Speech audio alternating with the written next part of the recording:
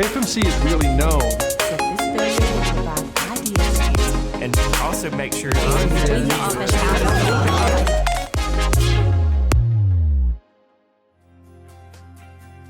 Welcome to this edition of AFMC TV. I'm Robin Ledbetter. Thank you so much for joining us. I have with me today Dr. Dean Moutos. He is at the forefront of infertility in Arkansas. He's a board-certified OBGYN, and he's also subspecially trained in reproductive endocrinology and fertility. And he's been practicing here in Arkansas since 1992. Welcome so much, Dr. Moutos. I appreciate you coming. Thank you for having me. So tell us what infertility is. So we define infertility as the inability to get pregnant after 12 months of unprotected intercourse.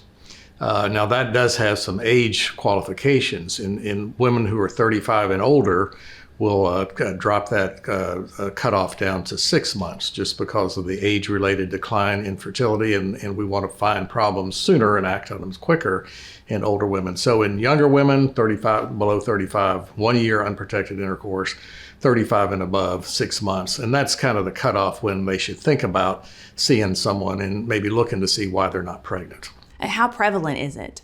Well, in the United States, roughly 1 in 8 or 12% of women of reproductive age will have difficulty conceiving at some point. So it's actually fairly common. Only 1 in 4 women who have fertility or have difficulty conceiving actually seek treatment and get the proper care. So it is definitely an underserved population when it comes to access to care and affordability. And so you touched on this a little bit, but when should a PCP, primary care provider, send them to you? Well, if they meet the standard definitions, and I will be glad to see patients after any time, but if they're having regular periods and there doesn't seem to be any problems and they're, like I said, less than 35, give them a year at least. Now, I would qualify that by saying if there are certain factors in their history, let's say they're having irregular periods, they don't need to wait a year. They need to be sent as soon as they're ready. If they have something in their surgical history, if they've had a history of endometriosis or pelvic inflammatory disease, something that would increase their risk of having fertility problems, then that year criteria is no longer valid. So we'll see them, after several months if they have a pertinent medical history that would warrant treatment sooner. And what type of medical history should that PCP Well, if they've take? had prior abdominal or pelvic surgery, say they've had a ruptured appendix, let's say they had pelvic inflammatory disease or salpingitis or were hospitalized or had episodes of gonorrhea or chlamydia, those are all risk factors for tubal disease, and those patients should probably be seen sooner. Likewise, if there's a male factor issue, if the husband's had some type of reproductive surgery, either genital surgery, hernia repair surgery as a child, those men are at higher risk for having male factor problems. So we do evaluate the male. He's a key component of the whole process, obviously. Sure. What type of diagnostic tests should be performed? Well, in the woman, once we see them, sometimes they've had varying degrees of testing before they see us. Most of the ones we see are coming clean. They haven't had anything. So we'll do some basic hormone testing first to see if they're ovulating. Then we'll do an ultrasound to look at the ovaries and the uterus, look at the anatomy. Then there's an x-ray called a hysterosalpingogram we'll do to look at their fallopian tubes. We'll evaluate their ovarian reserve to kind of get an idea how many eggs they have left, because women are born with a finite number of eggs and they slowly lose those over their reproductive life. And so that's a key part of our evaluation, is to assess their ovarian reserve. And then lastly, or concurrently, we need to get a semen analysis on the husband. 40% of the time, there's a male factor component. Even though men aren't necessarily wanting to accept that, we do have to check the male partner. And what is fertility preservation? So fertility preservation is freezing eggs or sometimes embryos in women who are about to undergo some type of treatment, usually cancer treatment, that potentially would render them infertile. So fertility preservation came about 10 years or so ago when the technology evolved to be able to freeze eggs. Prior to that time, the freezing techniques were not very good for freezing eggs. We could freeze sperm for many years, but eggs had a unique microscopic structure that didn't allow freezing very well. But bottom line is, with newer freezing techniques, we can freeze eggs. So with that development, then we could now freeze eggs in women. And the original reason was women who were about to undergo cancer treatment. If, say, a woman with breast cancer, leukemia, lymphoma, about to have chemotherapy that's indiscriminate and it's going to kill off or damage her ovaries, And depending on her age and the type of chemotherapy she's getting, she may be sterile afterwards. So we can now stimulate those patients, do part of an IVF cycle. We hyperstimulate them, retrieve their eggs, and then freeze those eggs for later use. Some of those women will never need them because their ovaries will come through the treatment intact. Some of them will. If they have a partner and are married, we can fertilize those eggs and then freeze their embryos, which actually is preferable, but not everybody who needs fertility preservation has a male partner. So that was the original reason for fertility preservation, is in cancer patients. That since has been extrapolated to fertility preservation for social reasons. That is, women who are, say, in their mid-30s and don't have a partner and they don't know what their prospects are going to be. They want some level of reassurance that maybe they'll have a chance of getting pregnant in the future. So they can likewise freeze their eggs, similar process. You don't fertilize them, you just freeze them for potential later use. If they settle down and now they're in their 40s and fertility is difficult, they at least would have the opportunity with using eggs that they had frozen when they were, say, in their early 30s or so.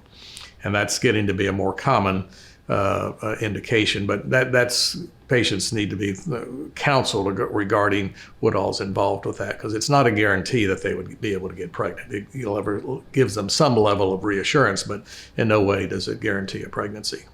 So what are the treatment modalities for infertility? Well, it depends on what we find on the underlying cause. Sometimes there's blockage of the tubes, and we can surgically correct that. Sometimes the tubes are irreparably damaged. In those cases, those patients need IVF. If they have endometriosis, that's usually treated surgically, and some of those patients will get pregnant after the surgery. If there's a male factor, some of those patients, so we will usually refer to a urologist to have them evaluated.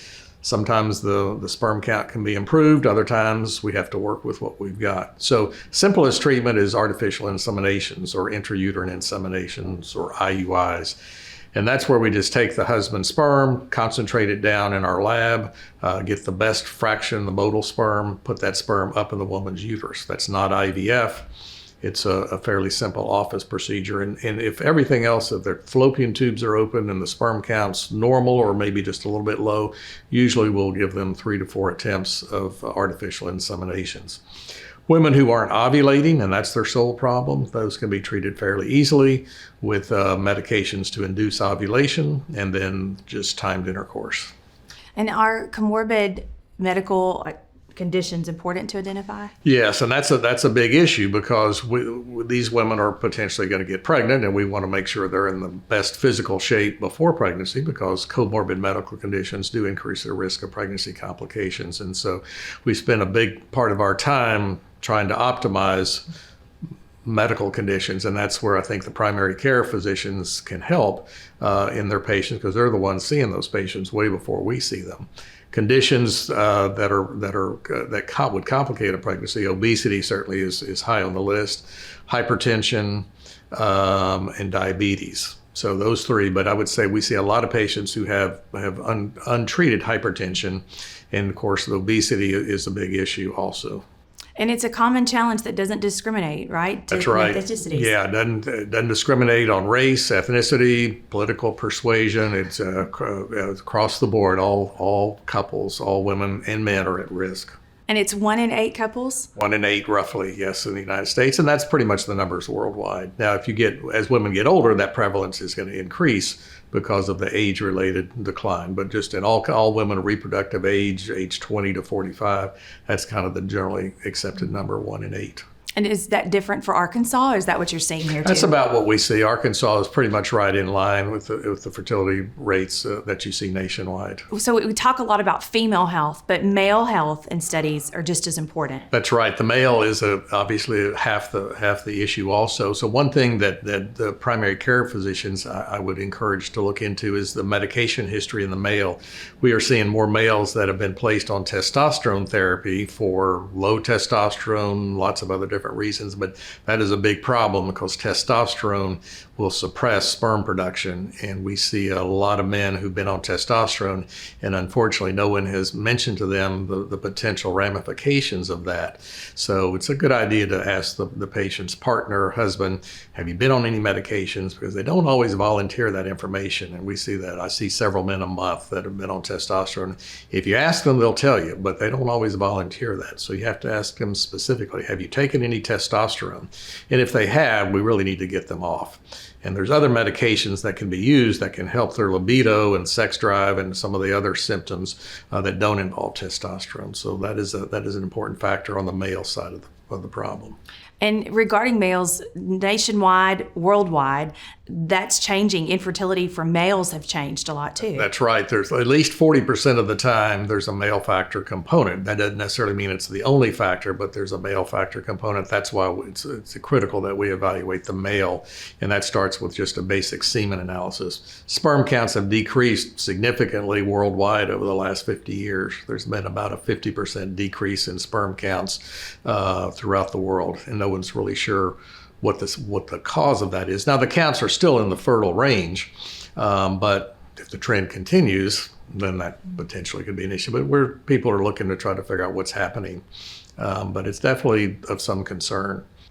And let's talk age as well. So for women, it's after 35 would be considered high risk, or? Well, high risk is more of a function of, do they have any underlying medical problems? That's the main thing that's going to put them at high risk. Age the age of the woman is a risk factor for preeclampsia, diabetes, C-section. So yes, as women get older, regardless, even if they're otherwise in good health, that is a high risk factor. If they did in vitro fertilization to achieve pregnancy, that's a risk factor for pregnancy complications. So age is a factor, as are other issues. The male age, advanced paternal age, less of an issue. Sperm count decreases with age, but doesn't really become clinically significant until way up in the 60s and above. So we do look at the male age, but and there's some increased risk of some genetic abnormalities in men who are older than 45, but those are not quite as prevalent as what you see with advancing female age. And the age that women were getting pregnant is different today. Yes, in 1970, the average age at first birth was around 21 in the U.S., and in 2020, the average age at first birth was 27. So goes with what we know is women are delaying childbearing. So women are having their first child at a later age due to career choices and other factors. But certainly that is one of the reasons that we think fertility is on the rise, as women are delaying their childbearing. And so before we close, what information do you want a PCP, healthcare providers, to know if they're seeing their patients and have questions for you? What should they know? Well, I would say that they should educate their patients, and sometimes fertility or the lack of fertility just kind of gets glossed over, and patients don't really realize that what the time frame is, and unfortunately we see a lot of patients who've had 5-10 years of unprotected intercourse. Now they're in their early 40s, and we really should have seen them earlier. So I would say just recognize if they're having some delay in conception, they don't need to do any workup. We certainly will take care of all of that. And then the other thing that's equally important is to try to optimize some of their medical conditions. Medications patients are on, a lot of those can't be used during pregnancy. Some of the blood pressure medications, some of these weight loss medications. So it's okay to have them on those, but just keep in mind sometimes if they'll get patients off those drugs that are contraindicated in pregnancy, that will save time for us. And if they have an underlying medical condition or diabetes, try to get them tuned up as much as possible with their diabetes and their hypertension. Okay. Well, Dr. Moutos, it was such a pleasure talking to you. I've learned a lot, and I'm sure our audience will too. Thank you so much for joining us. Thank you. And that's it for this edition of AFMC TV. Have a great day, and thanks for watching.